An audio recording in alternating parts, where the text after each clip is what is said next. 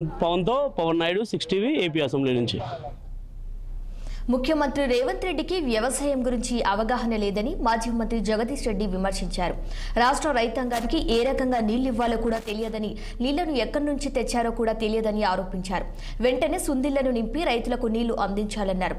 మేడిగడ్డతో సంబంధం లేకుండా Kannepalli pump house ను ప్రారంభించొచ్చని ఎన్నిసార్లు చెప్పినా ప్రభుత్వం పట్టించుకోవటం లేదన్నారు. కాంగ్రెస్ ప్రభుత్వానికి నీళ్లు ఇచ్చే ఉద్దేశం లేకనే కుంటి సాకులు చెప్తున్నారన్నారు. ప్రస్తుతం రాష్ట్ర పరిస్థితి దివాలా తీయించే పరిస్థితి కనిపిస్తుందన్నారు.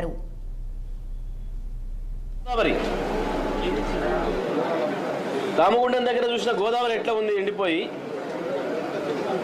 ప్రాణహిత కలిసిన తర్వాత కన్నెపల్లి పంప్ హౌస్ దగ్గర ఎట్లుంది గోదావరి. సోయి లేదు, ఆనాడు తెలియదు మీకు. ఇవాళ కేసీఆర్ వచ్చి చెప్పిన తర్వాత, చేసి చూపించిన తర్వాత కూడా మీకు చేత కావట్లేదు. ఇక్కడ మీరు మాట్లాడిన మాట ప్రతి అక్షరం అబద్ధమని,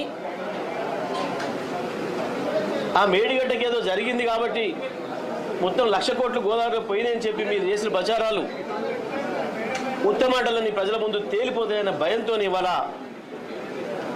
నీళ్ళు ఇవ్వడానికి వెనుకంజ వేస్తున్నారు. ఎల్లంపల్లి నుంచి ఇవ్వాల్సిందే తప్పకుండా, అది మీ దయాదాక్షిణ్యమేం కాదు, ఇచ్చి తీరాలి. కానీ మీకు ఆశోయి కూడా లేదు. నిన్న మేము వెళ్ళి మాట్లాడే వరకు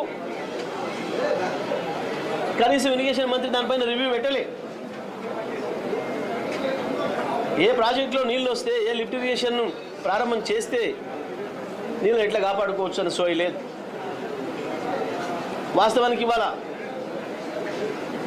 కొత్తగా నిర్మించబడ్డ ప్రాజెక్టులు కేసీఆర్ గారి చేత మల్లన సాగర్ కావచ్చు, కొండపోచమ్మ కావచ్చు, రంగనాయక సాగర్ కావచ్చు, బసవాపూర్ కావచ్చు,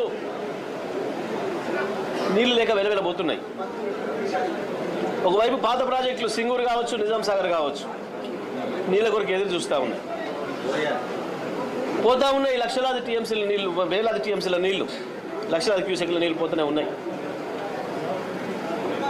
గత 15 రోజుల క్రితమే ప్రారంభించుకునే అవకాశం ఉండే నీళ్లు లిఫ్ట్ చేయడం అనేది. ఈ పాటికి ఈ ప్రాజెక్టులన్నిటికీ నీళ్ళు వచ్చే అవకాశం ఉండే.